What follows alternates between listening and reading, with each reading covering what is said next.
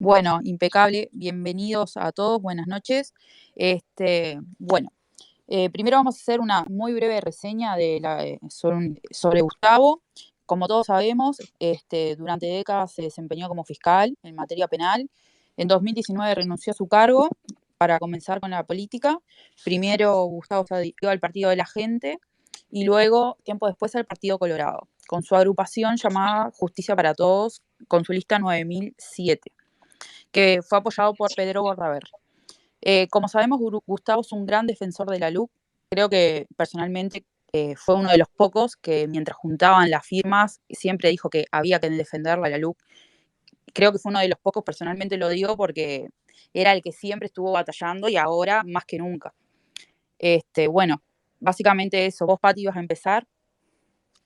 Sí, como para hacer una primera pregunta, así como disparador, la consulta que tenemos es, ¿cómo viviste el hecho de pasar de ser parte del Poder Judicial a ahora ser parte del Poder Legislativo? Bueno, buenas noches para todos, gracias por este espacio. Algunas pequeñas aclaraciones y enseguida voy a tu pregunta. Cuando estuve con Novik en el Partido de la Gente, no llegué a integrar oficialmente ningún cargo, ninguna lista. Fue el asesoramiento inicial que le fui a dar a Novik antes de la campaña electoral. Así que la única entrada formal fue al Partido Colorado. Lo Ahí va, anterior es impecable. existente, pero no hubo ingreso a ninguna lista o formalmente a ningún cargo por el Partido de la Gente. Segundo, estoy bregando, sí, como ustedes dijeron desde hace tiempo, por organizar un sistema de defensa de la LUC. No me resulta fácil a nivel político, he hablado en el Partido Colorado, lo expresé y recibí el apoyo, sobre todo de Sanguinetti, en lo que es el CEN, Comité Ejecutivo Nacional, donde se reúnen todos los parlamentarios del partido, pero después he insistido, tanto en la coalición como en el partido, que tendríamos que hacer como hizo la comisión pro referéndum. Tendríamos que hacer una organización de todos los sectores con un representante, dividirnos los temas, porque la LUC tiene varios temas, y empezar, a mi juicio, algo más formal. Hasta el momento, todas las señales que he enviado, con mucha educación y muy afectuoso a todo el mundo, pero no he encontrado una respuesta efectiva a organizar una comisión de toda la coalición. A mi juicio, esto es una asignatura pendiente importante porque podemos seguir saliendo a título individual, muchos de nosotros. Luz, por ejemplo, ya comenzó a hacerlo también, pero la verdadera organización no viene a título individual como tradicionalmente nos ha sucedido a los partidos de la coalición. Hacemos esfuerzos individuales, pero está faltando ese trabajo hormiga, esa reunión previa, esa organización, que ya sabemos muy bien que nuestros amigos pro referéndum la hacen. Bueno, y ahora paso lo primero que me parece importante para plantear que estoy, como me es habitual, muchas veces desconforme con cómo estamos operando desde la coalición. Hay otros temas también que no vienen hoy al caso, pero creo que tenemos que mejorar enormemente, enormemente las operaciones de coalición, dándole participación a todos para tener realmente un impacto y sobre todo en estos temas. Con respecto ahora sí a la pregunta concreta, bueno, el Poder Judicial y el sistema político son muy diferentes. Lo que vincula o me vinculó a mí a ambos, uno en el pasado y el otro en el presente, es que estando en cargos de fiscal, comenzás a sentir las manos cada vez más atadas para poder resolver realmente desde la percepción de justicia una cantidad de temas. Cuando llegó, sobre todo, el momento de cambio de código, del Código de Proceso Penal, que es el otro libro con que se maneja la justicia penal se maneja con dos libros, para ser muy escueto. Un libro que es el Código Penal, ese es el que te marca los delitos y sus penas, y otro es el Código de Proceso Penal, es el que te marca cuáles son los procedimientos para juzgar y castigar a los culpables. Bueno, cuando apareció en su formato ahora ya tan remendado, porque la LUC lo ha venido remendando, el nuevo Código de Proceso Penal, empezó realmente el barco de la justicia, empezó a hacer ruido por todos lados. Como ejemplo, les pongo uno de los artículos que en la LUC se logró derogar referente al código, y ya vamos entrando de alguna forma en los temas más concretos de la LUC, que es el artículo que hace referencia a la derogación de la suspensión condicional del proceso. Es el artículo 33 de la LUC. Se derogó la suspensión condicional del proceso, que era un mecanismo por el cual el delincuente hablaba con el fiscal, se ponían de acuerdo y el hombre se comprometía a pintar la puerta de una escuela y quedaba en libertad el mismo día y sin antecedentes. Eso estaría muy bien para delitos del que roba, lo he dicho hasta el cansancio, una bicicleta vieja o una funda de Coca-Cola en un supermercado. Pero para delitos como llegó a pasar en su momento de tentativa de rapiña, el que va a rapiña pero lo agarran en la esquina, aunque fuera con un arma de fuego, a esos delitos después se modificó porque empezaron a ver las barbaridades que estaban apareciendo, pero en un principio a esos delitos se les aplicó la suspensión condicional del proceso. Es decir, el rapiñero quedaba en el día en libertad y se comprometía a ir a darle de comer a los perros de la asistencia municipal o lo que vos quieras. Bueno, esos absurdos empezaron a hacer cimbrar todo el sistema, quejas de muchos fiscales se han quejado, muchos. Lo que pasa es que las dificultades vienen desde el momento de que el sistema está muy organizado con gran capacidad operativa por parte del fiscal de corte y se escucha porque tengo un barullo acá. Sí, se escucha Sí, se perfecto. escucha perfecto. Perfecto. Ya voy terminando esta primera pregunta. Tengo un barullo, un vecino que se acaba de mudar y me está aplicando taladro a las 8:30 de la noche, 9:45, bárbaro, precioso, en Uruguay. Así que el cambio del sistema vino por la falta de credibilidad que a mi juicio empezó a generar el sistema. Llegó un momento en que no aguanté más, venía teniendo incidentes permanentes con la autoridad, la Fiscalía de Corte, el fiscal de Corte concretamente, incidentes también por la forma en que se organizó desde el punto de vista humano el trabajo en el Código de Proceso Penal nuevo para los fiscales.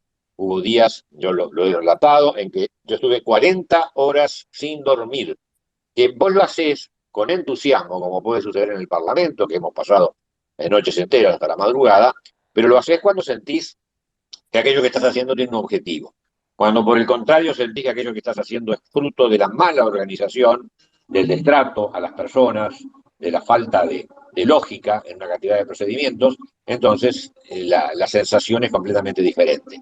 No era el trabajar sin dormir, sino el trabajar sin dormir sintiendo que estás al cohete, para decirlo en criollo, y con medidas absurdas, con liberación permanente de delincuentes y con orientaciones hacia esa dirección, de que lo ideal es tener pocos presos, bárbaro, lo ideal es tener pocos delitos. Los presos son una consecuencia de los delitos, se pasan manejando ese concepto absurdo de tenemos muchos presos respecto a qué. El Uruguay identifica al 4% de los delitos que se cometen, a los autores del 4%. Entonces tenemos muy pocos presos. Si se identificara, ojo, en todas las partes del mundo es muy bajo siempre, con todo hay países que tienen un 20% de esclarecimiento de delitos y esos ya son países del primer mundo. Nosotros tenemos un 4% de identificación de los autores de delitos. Entonces, si identificamos el 4%, tenemos 13.000 presos. ¿Qué pasaría si identificáramos el 6% de los autores de delito, el 8%, el 10%? ¿Nos suicidamos todos en masa? Bueno, la falacia permanente, la mala información, el sostener de que son criterios científicos, los científicos se manipula, y más en el área jurídica, en forma permanente. Entonces, todo eso me hizo sentir el descreimiento del sistema, me fui, y la LUC es la primera respuesta efectiva a ese sistema que abandoné, en el cual perdí las esperanzas de que se pudiera trabajar buenamente en ese sistema. Tengo una cantidad de compañeros que han seguido en la Fiscalía y me cuentan de las barbaries que siguen sucediendo en la Fiscalía, de cómo se archivan expedientes, de cómo se demoran, de cómo denuncias quedan para atrás en las carpetas durante meses. Bueno, toda esa barbarie, para decirlo poéticamente, me cansó, y ahora en el Poder Legislativo, tanto repito, con la LUC, que modificó muchas cosas. Cuidado, la LUC tiene falencias también, a mi juicio, tiene puntos donde yo no estuve de acuerdo con determinados planteos, pero como todo fue transaccional, como es en la vida, todo es transaccional, al final se aceptaron. En su conjunto me parece una muy buena ley, pero puedo tener discrepancias puntuales en determinados aspectos. La LUC fue una primera respuesta. Mi proyecto para la transformación de la Fiscalía de Corte se le denominó el proyecto del Triunvirato, para modificar el mando, el que manda, no puede seguir siendo uno solo. En el caso del actual fiscal de Corte, que tiene un año más todavía, no puede. Pero bueno, no me llevaron el tren, no, el propio presidente de la República no estuvo de acuerdo con la formación de un triunvirato en la Fiscalía. Y bueno, tendremos que aguardar ahora hasta el año que viene el cambio del fiscal general y luego veremos a quién se postula. Quiere decir que ahí estamos con problemas. Pero la LUC fue una respuesta clara, tratando de poner lógica en un sistema judicial que se ha transformado en muy racional. No soluciona todo la LUC, ni la LUC soluciona una tercera, una cuarta parte de los problemas que tenemos. La estructura de la Fiscalía sigue totalmente bien y fue una estructura creada con una dirección muy clara, que no es mi dirección de cómo impartir justicia. Bueno, soy breve, esto solo da para hablar un par de horas, pero Sí. vamos a agilizar. Vamos a agilizar, vamos a agilizar. Sí, bárbaro, sí. Bárbaro, muchas gracias. Geraldine.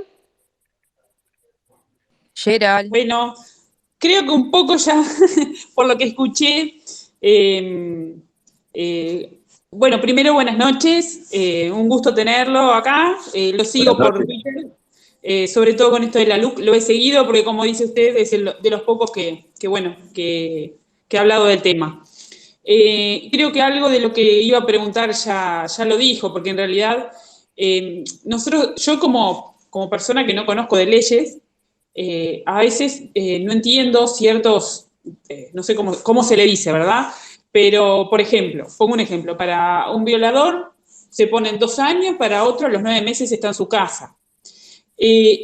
¿Por qué pasan esas cosas que uno como una persona común que no conoce de leyes es porque no hay leyes que puedan utilizar para eso o es un mal actuar de la persona que está, no sé, del juez, ¿qué pasa con eso? No sé si se entiende la pregunta. Clarito, clarito. Es la sorpresa que todo uruguayo normal tiene frente a lo que sucede. Mirá, varios niveles de respuesta. Primero hay un nivel humano. ¿Por qué a mí que me operaron de la rodilla y todavía ando rengueando, pobre, el médico igual me trató muy bien? Pero ¿por qué unos salen perfectos? Yo tuve una operación de meniscos. ¿Por qué unos salen perfectos de la operación de meniscos y otros no?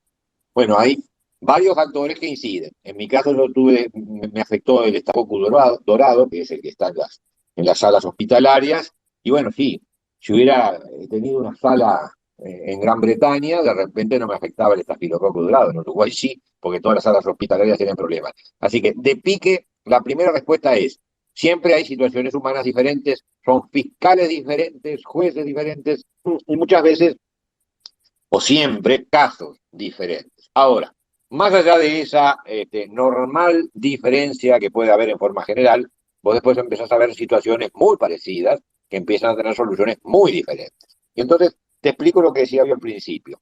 Vos tenés un código penal que te marca para el delito de violación, si mal no recuerdo, va de 2 a 12 años de penitenciaría. Tenés una gama ahí enorme de sanciones. Tenés 2, 3, 4, hasta llegar a 12 años de penitenciaría.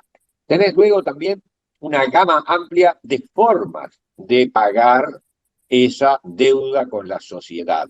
Vamos a hablar de con la sociedad y no con la víctima, y esos son temas después de sutilezas del sistema.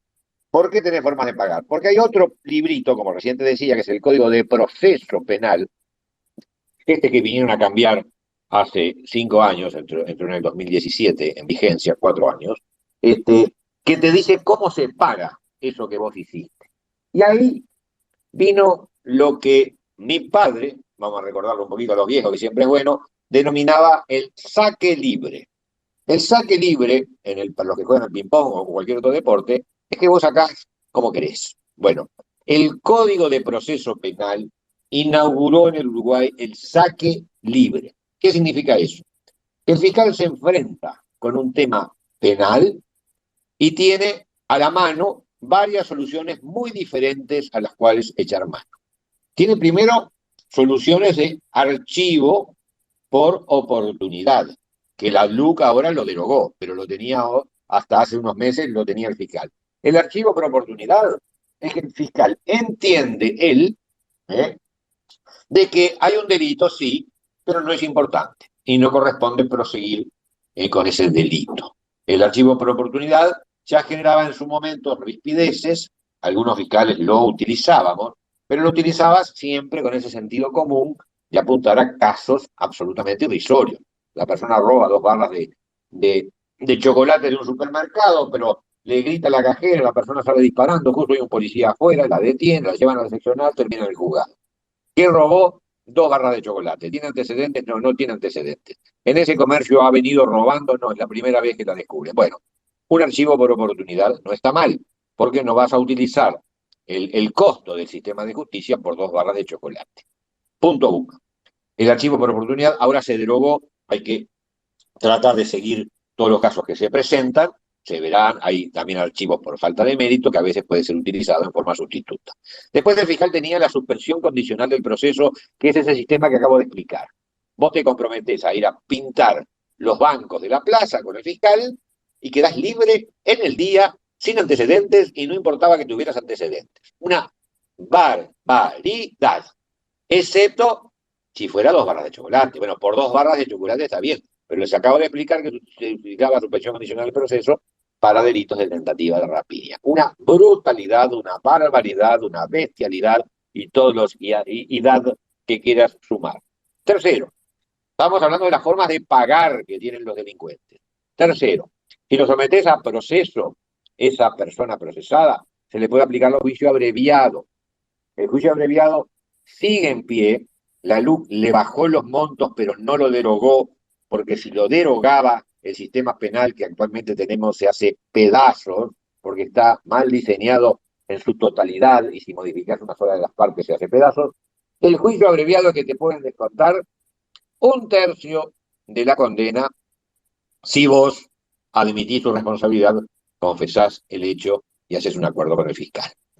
Tercer mecanismo para ir reduciendo, cambiando la condena. Cuarto, forma de cumplir el juicio abreviado. Perfecto.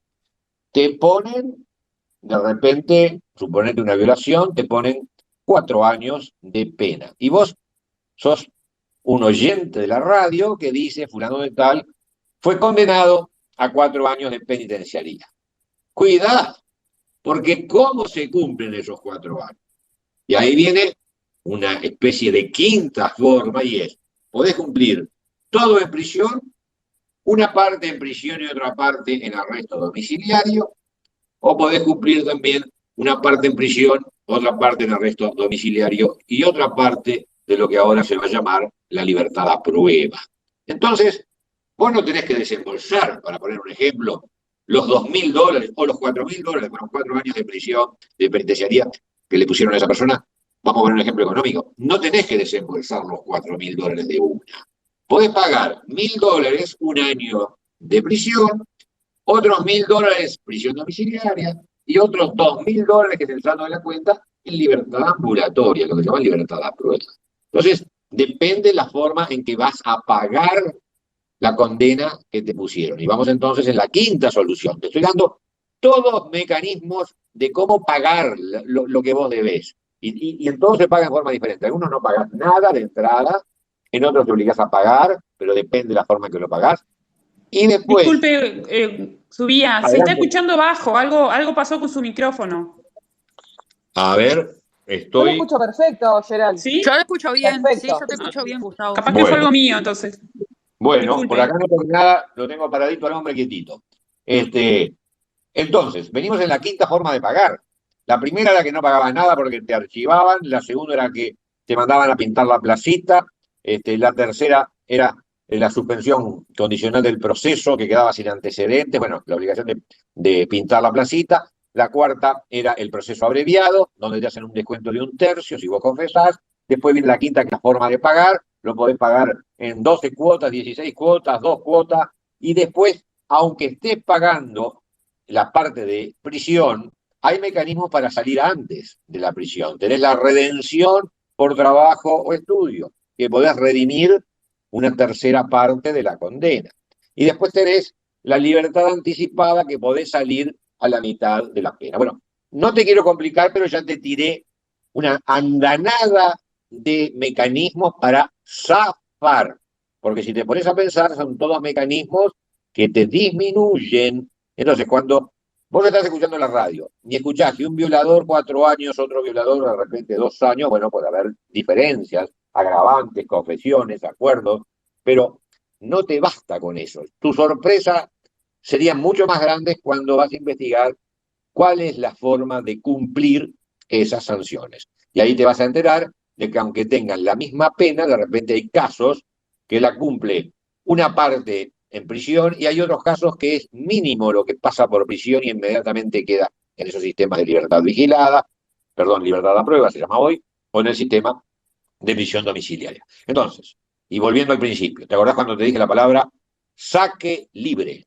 Bueno, los fiscales hoy, que además obliga muchísimo más a los jueces que antes, porque hoy la batuta la tiene el fiscal en todo procedimiento, los fiscales tienen una gran libertad para utilizar esta cantidad en materia jurídica, se llaman institutos, son mecanismos para sancionar a un delincuente, y entonces encontrás una mezcla de todos estos mecanismos que terminan en beneficio siempre del que comete delito. Algunos beneficios, cuidado, yo cuando fui fiscal, en muchas circunstancias, por razones de humanidad, tenía en cuenta estas cosas a los efectos de imponer la pena. Sucede que ahora no es por razones de humanidad, ahora es por razones sistémicas. El sistema, más allá de tu percepción humana de los hechos, te obliga, y el fiscal de corte ha emitido resoluciones al respecto, a que vayas aplicando los mecanismos cuanto más rápidos, aunque sean liberatorios, mejor. Que si no, y ahora, perdón que soy medio maestruli, pero ¿qué crees? Cuando trabajás en un restaurante y te preguntan sobre recetas, vos conocés. Entonces tenés que hablar de todas las recetas que conocés. El fiscal de corte emite instrucciones generales donde básicamente le insiste a los fiscales para que traten de ir por los procesos más económicos posibles. Son estos que te estoy citando. ¿Por qué? Porque la otra gran opción, si no hay ningún tipo de acuerdo con el delincuente, se llama el juicio oral, que es el que vemos en las películas de los Estados Unidos, donde durante meses, eso también lo vemos en las películas, durante meses o años se realiza un juicio con 77 dificultades diferentes que van involucrando a más fiscales, mayor número de pruebas, dificultades muy... Básicamente a la compañera que había preguntado, le estaba explicando todos los mecanismos para descontarte de forma diferente y tratarte de forma diferente un juicio penal. Y básicamente con prisión domiciliaria, los mecanismos para la libertad anticipada, son una cantidad de mecanismos, la liberación por trabajo por estudio, que te descuentan hasta una tercera parte de la condena. Entonces, vos te encontrás cuando un juez resuelve algo, que hay una cantidad de mecanismos que se pueden aplicar que te transforman en situaciones diferenciales muy fuertes un caso de otro. ¿Escuchan ahí? Sí, te estamos escuchando. Vale. Entonces, les explicaba que una cosa son determinados procedimientos y la otra, que sería el juicio oral, que es el juicio donde sí se dan todas las garantías en forma, es lo que pasa en las películas, que hay un juicio oral. El resto, el 92% restantes, se arregla por estos pactos entre el fiscal y el defensor, y esos pactos llevan a cualquier cosa porque no es justicia, son acuerdos. Es la justicia como si fuera la compraventa en un remate, a ver quién es el que ofrece más. Bueno, eso es más o menos la respuesta a por qué hay tantas diferencias en los procedimientos judiciales en el Uruguay. Gracias, lo entendí. Y cortito nomás. ¿Por qué son tan cortas las... Con el expediente? Porque no quieren. No quieren por lo que representa el trabajo. No sé si me escuchaste en mi respuesta anterior o se cortó el tema de Operación Océano. Operación Océano, la fiscal que se metió en ese pantanal, como es actualmente Operación Océano, ya lleva, debe andar en el año y medio, me parece, la causa, y todavía tiene para largo, porque han sido puros inconvenientes procesales al momento de hacer un juicio oral. Entonces, la gran imagen, a ver si te la pudiera graficar más poéticamente, tenemos una oral, y eso al fiscal es como que le metieran un cuchillo, porque ir a juicio oral, repito, podés pasar 2 años con una causa, y con problemas de todo tipo. ¿Por qué? Porque la complicaron. Capaz que la pregunta que viene después de todas estas es, ¿y por qué la complicaron? Y bueno, y la respuesta viene por 2 vías. Primero, una vía ideológica. Hay un tema ideológico atrás de la construcción de los instrumentos de justicia, como son los códigos y sobre todo el código de proceso penal, un instrumento ideológico que en 2 palabras, de ojo, en un porcentaje determinado, tienen razón, hay un sistema que genera diferencias y esas diferencias generan necesidades y esas necesidades pueden generar delito y generan efectivamente delito. Sucede de que eso es una explicación para algunos y extremos casos. Luego tenés que ese mismo sistema es el que genera los delitos cometidos por políticos como yo, con sueldos ahora estoy cobrando 120.000 pesos de sueldo más una partida administrativa importante. Y ahora estoy cobrando eso de hambre. Bueno, da para mucho, hay un porcentaje de gente que es verdad, que delinque por hambre, pero casualmente los delitos más importantes, sobre todo las rapiñas y todo, no son por hambre en un 95% de los casos. Hay organizaciones, hay formas de vida, ayer lo expliqué en el Parlamento, que quedé como gallo loco, porque hablo y obviamente no, a veces molesta tanto a la gente de la oposición como a la gente de la coalición, lo que yo digo, porque estoy sosteniendo de que seguimos con el tema de quejarnos de los presos que tenemos y si quiere tener pocos clientes, entre otras cosas para no asignar la cantidad de personas que hay que asignar a los casos. Entonces tener una mezcla muy confusa, ni yo la tengo totalmente clara en el sentido de que la viví, pero la gran explicación puede tener otras vertientes. Entre otras cosas, se hizo la reforma con el mismo número de fiscales que había antiguamente, y eso fue un error, pero garrafal, garrafal. Vos no podés poner la misma cantidad de personas que había para un proceso que era escrito, en un proceso que es oral, que es muchísimo más lento. Orales que se diligencian, vos lo resolvías en 5 minutos, hoy te lleva 3 horas. Lo que antiguamente te podía llevar 5 minutos, hoy te lleva 3 horas. ¿Por qué? Porque tenés que salir de la fiscalía, media hora antes, 3/4 de hora antes, estar en el juzgado, esperar, porque las audiencias se van sumando, esperas media hora, hacer la realización de la audiencia media hora, y luego tenés que desplazarte nuevamente a la fiscalía y empezar a sumar 3 horas, lo que antes te llevaba 5 o 10 minutos. Eso por ponerte un ejemplo. Entonces el sistema oral es más lento, aspectos económicos, aspectos técnicos, que vos tenés una cantidad de abogados que muy bien intencionados, pero sueñan con hacer un proceso penal ideal, y eso es muy difícil, sueñan con darle garantías en todo al delincuente para que, y Dios mío, esos son a veces son los peores, porque los ilusos a veces son los peores en cómo se van definiendo las cosas. Bueno, dejamos por ahí. Bárbaro, bárbaro. Joaquín. Unos pocos años, no paguen una multa, no nada, y queden ahí mansamente. Pues sueñen con volver a hacer política y volver a ocupar un cargo público, cuando si queremos ser un país de primer mundo y queremos desarrollarnos, tenemos que tomar actitud de primer mundo y, por ejemplo, por si queda un caso, porque una cosa... No. A mí me parece que, no sé si está previsto ahí desde la coalición o su sector, alguna reforma en ese aspecto a las leyes penales que peguen la corrupción y defraudamiento de los fondos públicos y del Estado. Bien clarito de la Fiscalía General, e impulsar, de repente, mira, sí, podría haber una reforma que es impulsar un solo artículo, que es el que tiene el Código Penal colombiano, que es, cuanto mayor es la relevancia social del indagado, menos miramientos se debe tener al momento de una condena. El Código Penal colombiano, cuanto mayor es la enjundia, la relevancia social, el cargo que tiene un indagado, en este caso los delitos pueden ser de fraude, el delito puede ser de apropiación indebida, el delito en cuanto a lo terrible que es que salgan esas penas, pero no tenés un sistema, como no sea esta modificación, que yo he hablado muchas veces y en algún momento podría ser interesante de plantear en una modificación que se va a hacer del Código Penal, que sería, a medida que el cargo público de un funcionario público es de mayor relevancia, la sanción penal tiene que ser de más intensa realización. Es decir, que no... va a ser clarito, el vicepresidente de la República fue procesado por peculado y por abuso de funciones, si mal no recuerdo, y no cumplió un solo día. También la Suprema Corte de Justicia está profundamente enraizado ese sentimiento, primero, de pobre delincuente. Ese es el concepto de pobrecitos, que yo tantas veces he utilizado en mis tweets. El concepto de el delincuente es consecuencia de una sociedad malvada que lo arrincona y lo mata de hambre. Como te decía hoy, sí, en un 5% eso es verdad. Hay delincuentes que vienen de situaciones paupérrimas.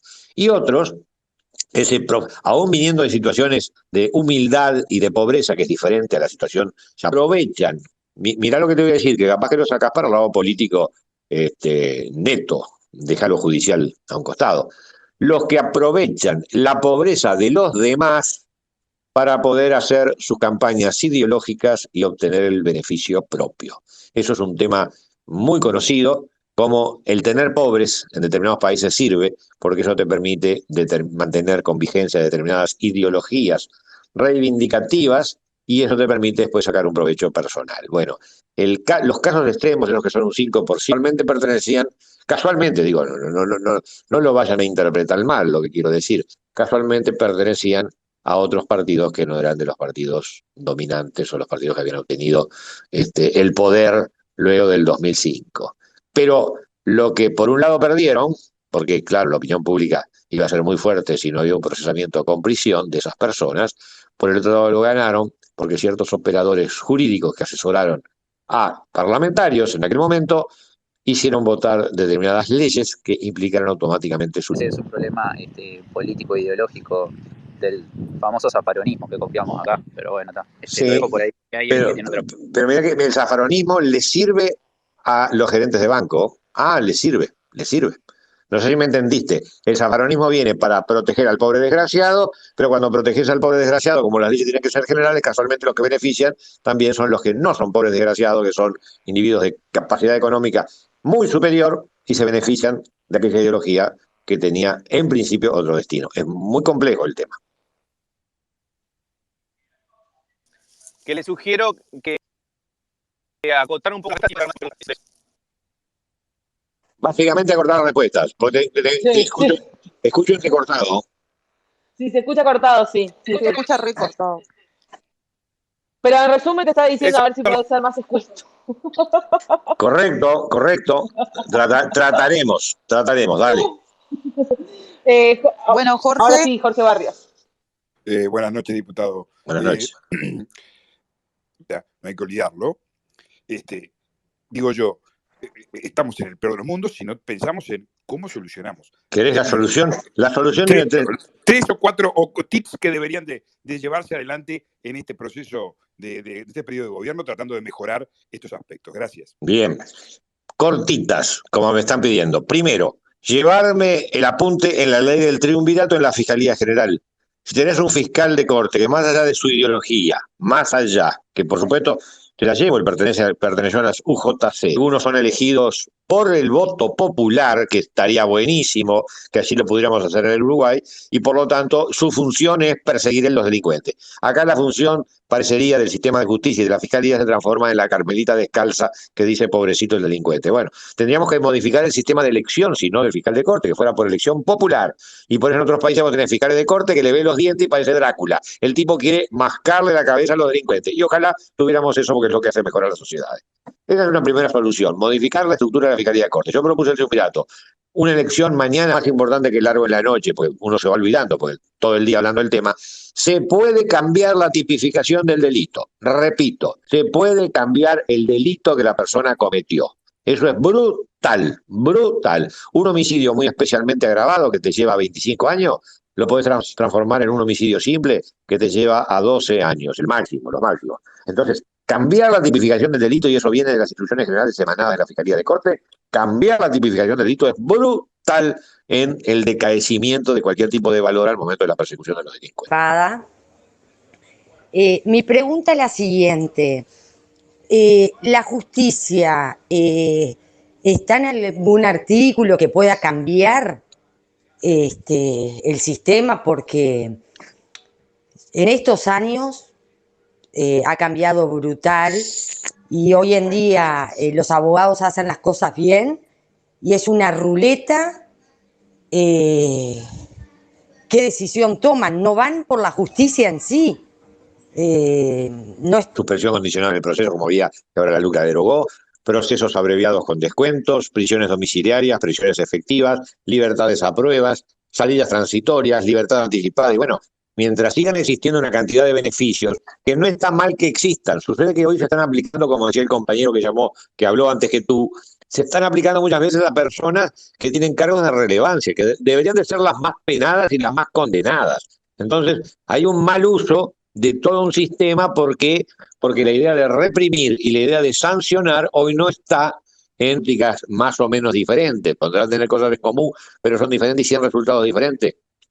Eso es propio de cualquier sistema de justicia. Pero en estos últimos años se ha agravado de que el sistema de justicia tiene diversas soluciones para idénticos casos y eso ha creado este desborde. Ahora, que te sientas abrumada por lo que escuchás, y bueno, yo que lo conozco al sistema de adentro, estoy abrumado, y yo no tengo solamente contendores o opositores por fuera de la coalición, cuidado, adentro de la coalición yo tengo gente que no comparte mis ideas, que supone los casos, mucho más allá de la igualdad, así el mundo se ha visto invadido por esa especie de defensa a ultranza de los delincuentes, invocando a los delincuentes marginales para favorecer a los delincuentes encumbrados que van a recibir los mismos beneficios y se van a aprovechar mucho más de esos beneficios que tiene el sistema para no cumplir un solo día de prisión.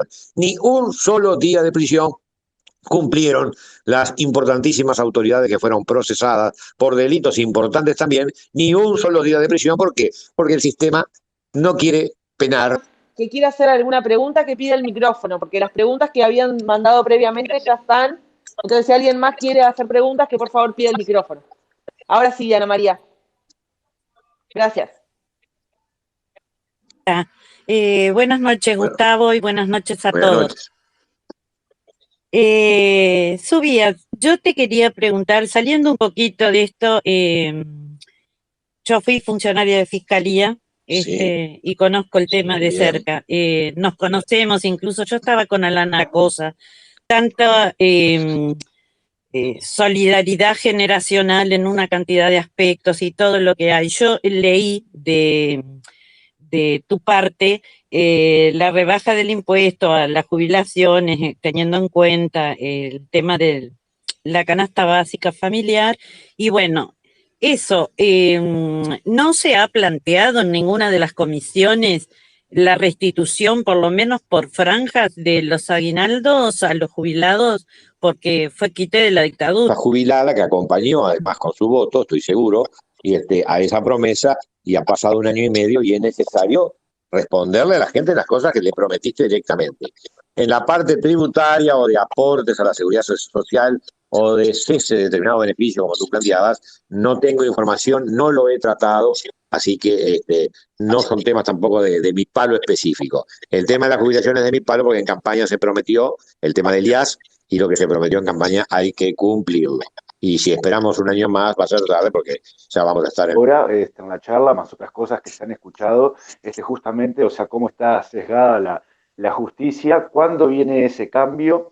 Y segundo, digo, aparte de tu propuesta del triunvirato, digo, si no hay algún otro tipo de propuesta en la vuelta, o sea, que pueda hacer algo posible para traer los cambios que se necesitan en la justicia, porque estamos hablando, digo, parece, uno escuchando todo esto, parece que tenemos una justicia que es chistosa, por no decir otra palabra.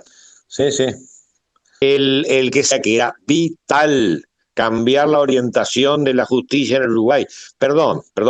Intentar cambiar, porque ojo que no es automático ni mucho menos, porque la gente que participa, ingresó en estos años, fue aleccionada, adiestrada, no quiero usar la palabra adoctrinada porque no corresponde usarla, pero sí fue adiestrada y se preparó en todas estas líneas que yo estoy rápidamente relatando. Así que no es cuestión de empezar a intentar un cambio a partir del año que viene. No, esto habría que haberlo hecho. Me dio bolilla en el tema del triunvirato. Hubiera sido, yo sé que es difícil, ojo, no me pongo como un nene chico a decir, no me hizo caso, no. Sé que es difícil porque representaba un enfrentamiento con la oposición, representaba una toma de decisión que iba a llevarle a tener problemas, lo sé, pero sucede que a pesar de eso sigo pensando que si uno de los motores vitales de tu barco funciona, que quiere doblar el barco para una de las laterales, te imaginas para cuál, pero viene del riñón del actual fiscal de Corte, porque ella fue la que tramitó todo este proceso que yo se los estaba contando rápidamente, que cambió la filosofía de perseguir el delito en el Uruguay. Pues estaríamos en más de lo mismo. ¿No te entiendo? Estaríamos en más de lo mismo, entonces. Pero totalmente más de lo mismo. Yo por eso estoy bregando. El problema es que soy 1 entre 99 y además no siempre entendido ni siquiera por los propios. Porque, ya te vuelvo a repetir, dentro de la coalición hay orientación de la pavota. Bueno, Entonces, por eso te digo, no es que el año que viene empiece otra cosa. El año que viene apenas, si tuviéramos suerte en la designación del nuevo fiscal de corte, si tuviéramos suerte, que por supuesto no comparto que venga gente de la misma orientación de Díaz, bueno, el barco recién va a empezar muy poquito el cambio, muy de a poquito. Entonces, lamentablemente a mi juicio se perdió tiempo. Se perdió tiempo en una posición de no malquistarse con la fuerza opositora. Claro, fue un año muy jodido porque tenemos la pandemia, ni a los talones, porque el ministro lo remueven, al fiscal de corte no lo pueden remover, y porque el fiscal de corte dirige el ejército de fiscales que piden procesamientos y si quieren lo piden con prisión en todo el país. A ver si se entiende el tono de voz, más allá de independencia, claro está, que tienen los fiscales. ¿Entendés el tono de voz? Sí, perfectamente. Bueno, muchachos. Entonces te imaginas que termino la conversación con ustedes y vuelvo a patear la pared. Tengo una pared toda marcada, la vuelvo a patear a la pared por 180 vez, y empezás a todos, sea el diputado. Bueno, gracias. La pregunta va por fuera. Estamos asistiendo a algo que tenemos necesidad de cambiar la educación urgentemente. Tenemos necesidad de cambiar los planes educativos, tenemos necesidad de cambiar las formas que nos rigen de educación, tenemos necesidad de cambiar esta autonomía, este libre albedrío que maneja la Universidad de la República. ¿Qué está planteado en esto, en la coalición? Bueno, la LUC modifica. Pero me refería más al día a día, a los programas de estudio, a las formas de aplicación de esos programas de estudio, a la necesidad que tenemos de que no persigan más gente dentro de la universidad, a trabajar sobre los institutos de formación docente, donde no puede haber un docente en el IPA que llegue y diga, bueno, muchachos, yo les voy a enseñar, yo soy marxista y yo les voy a enseñar marxismo, y conmigo para aprobar tienen que decir que esto está bien. A eso me refiero. ¿Qué tenemos? Claro, pero vamos por parte. No me mezcles Universidad de la República con Codicen. No me puedo. Toda la educación me refiero. Bueno, pará, sí. Hay que habilitar que haya más, no una sola. Eso se habilitó. Bueno, se ha habilitado. No, son universidades privadas. Yo digo públicas. Y bueno, pero si va a tener el mismo estatuto. Va a tener el mismo. No con estos manejos que tienen de los tres órdenes, donde siempre responden para la izquierda. Sí, pero te vuelvo a plantear. Vos tenés dos frentes. Como tenía Hitler, el frente ruso por un lado y el frente occidental por el otro. Vamos de a uno. No me mezcles Universidad de la República con la ANEP. Son que te la hablo tanto de la comisión investigadora que yo formo parte como de las modificaciones en la LUC que yo defiendo. Así que ahí se empezó algo. Lo de la universidad es otra cosa muchísimo mayor y muchísimo más compleja. Correcto. ¿Y los centros de formación docente? Y sí, y los centros de formación docente tendría que básicamente ser la estructura de la ANEP la que los controlara. Y seguimos teniendo, en el Parlamento el otro día OPE planteó el tema de la laicidad, y yo intervine también, pero no vi una intervención mayoritaria de la gente de la coalición en el mismo. Dale. Gracias. Dale, abrazo. Bueno, vamos a hacer la última pregunta de la gente que nos está acompañando. Pablo, Galva. ¿Me escuchás, Pati? Sí, perfectamente. Sí, te escuchamos. Dale. Bueno, estamos siguiendo acá los remeros que van ahí a 8 o 9 segundos atrás. Buah. A mí se me había cortado, a Gustavo le decía que estábamos en presencia de una clase magistral de penal hoy, que se le había metido un Bayardo y un poquito de Miguel Angón en las explicaciones. 135 artículos, el Uruguay retrocedería. Bueno, la palabra técnica correcta es derogación. La derogación, no la anulación. Sí, la derogación, perdón. Porque la derogación deja con efecto las medidas que se tomaron al amparo de la LUC. Si viniera la anulación, quedarían sin efecto toda, lo cual sería un caos. Mirá, rápidamente, la derogación. Si te tuviera, es difícil, pero me arriesgaría a decir que un grupo de artículos en seguridad, legítima defensa. En lo que conversaba con el compañero anterior, que es las reformas en la ANEP, haciendo servicios personalizados, los servicios colegiados que ocupaban las distintas direcciones de enseñanza secundaria, de enseñanza primaria, en el propio Codicen. Esa unificación de personas designadas por el sistema político es la que busca quitar esa oscuridad endémica de la educación, de que nada se podía hacer porque todo era trabado, entes sindicales, en una locura en donde están siendo captados los institutos de la educación, verse interpretado desde que el Código Penal vio la luz, que la persona está apta no solamente para defender su vida, sino también los otros derechos que hacen a la vida, el derecho al honor, a la libertad, a la seguridad, al trabajo y a la propiedad.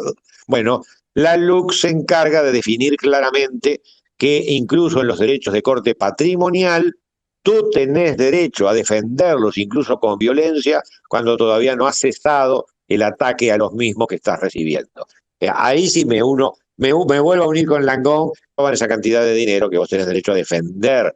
Más allá de la defensa de tu vida, tenés derecho a defender un patrimonio que te cambia la vida y te puede sumir en la pobreza. Bueno, cada condición habría que estudiarla por separado, pero la legítima defensa amplía los lugares de defensa de el domicilio, que tradicionalmente, lamentablemente, fueron siempre cercenados, disminuidos, y mucha gente entró en líos por eso, frente a delincuentes, así que la legítima defensa abre una puerta de seguridad al ciudadano, que si la LUC se deroga, otra vez volveremos a interpretaciones que, en la duda, el ciudadano los terminan usando el vicepresidente, el director del Banco República, el ministro de Economía, los directores de la época, los directores de casinos, todos aprovecharon el sistema que había sido diseñado para los pobres robadores de gallinas, las pobres ladrones de gallinas, y lo utiliza el sistema político cuando mete la mano en la lata. Una vergüenza en la cual seguimos, lamentablemente, en lo que me es personal, sufriendo la no pelota que me dio el presidente de la República de no modificar la orientación de la Fiscalía hace ya un año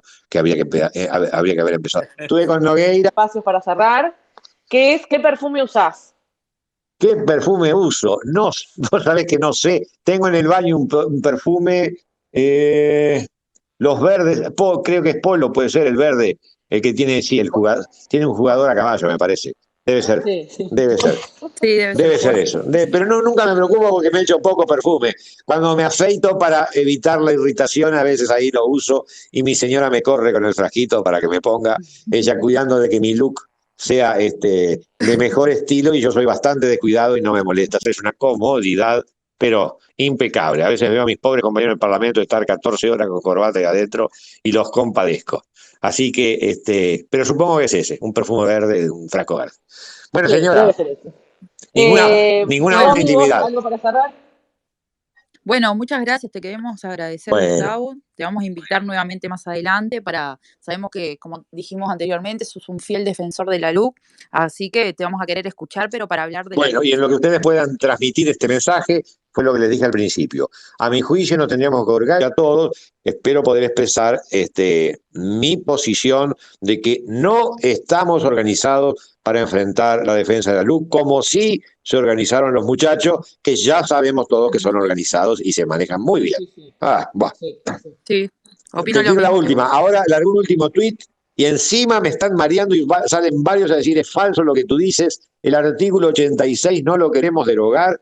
Me fui a 3 vertientes diferentes y por supuesto que está el artículo 86, que es el que quieren derogar, que es el de los femicidas, pero ya terminamos, hacia mis mociones sacaba 3 votos y la moción de mi contrincante sacaba 280 votos. Bueno, desde esa época he aprendido que ellos son más organizados que nosotros. Son más organizados que nosotros.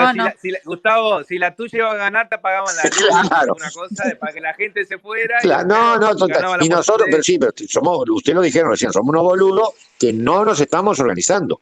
En la interna del partido. No, pero bueno, en la interna del Partido Colorado yo lo planteé. Sí. El otro día lo planteé en la bancada. Pero no el uruguayo típico, o si salimos con Graciela de 18 al Obelisco y vamos con algún cartelito motivando, nos van a pedrear, ¿sabés cómo nos van a pedrear? ¿Sabés cómo no? No, pero nosotros los acompañamos. Dale, señora. Bueno, muchachos, un abrazo para todos. Muchas gracias. Dale. Muchas gracias, un placer escucharte como siempre. Bueno, gracias. Ya te vamos a estar llamando para que nos ayudes con lo de la LUC también. Dale, gracias, Inés. Chao, buenas noches.